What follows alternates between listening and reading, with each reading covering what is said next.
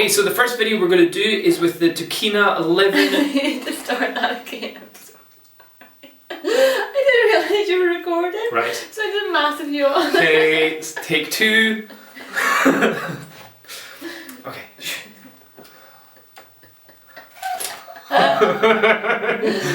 Right, anytime. Okay, right.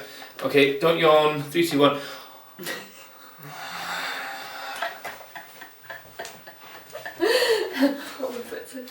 Right, okay, hi everyone. In this video, the first video of the sharpness test is going to be with the Tokina 11 to 16mm lens. We've got the flash set up very close to Kim, and we're going to be looking closely at her eyeball photo.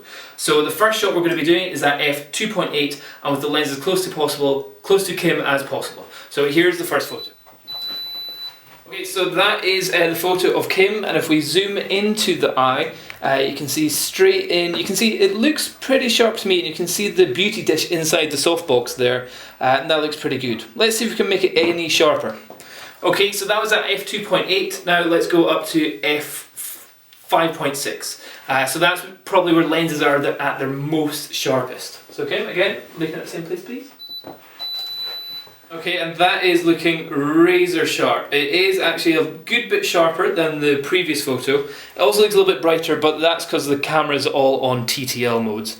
But I would say at f5.6 that's looking pretty awesome. Now if you go higher up in the aperture mode, so say up to f16 or f22, you get a thing called diffraction, which means sometimes it gets a little bit less sharp again. So the main best bit's kind of in the middle, between f4 to f8. Let's see what it looks like if we have lots of diffraction. So that's going to be up at f22.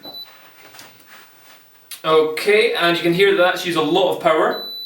So that's how long it took for the flash to recharge. And let's look at the image. Yeah, it still looks like a fairly decent image. You can see straight into Kim's eye, but it's just nothing compared to the f5.6. That was it at 60mm. Let's see what it's like at its widest angle of 11mm. Okay, so this is at 11mm f2.8. Okay, again, I'm fairly happy with the look of that image. You can see all the, what do you call those? Eyelashes on Kim's eye, and you can clearly see the softbox, the beauty dish inside the softbox. Let's see how much sharper we can get it by going to f5.6.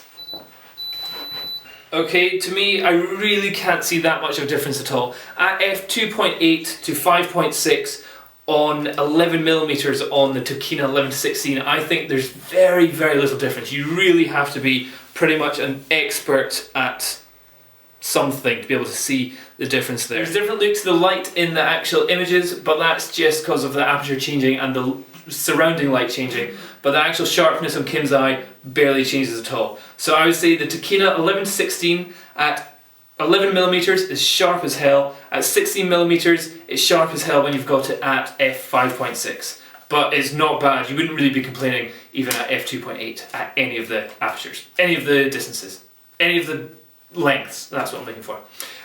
So yeah, that's the 11 to 16mm. What I'll do is I'll put the link down to that, to the blog below, and I'll give my little review on this, and I'll also put links to this, and also if there's any discounts I can find online, I'll put links to that as well.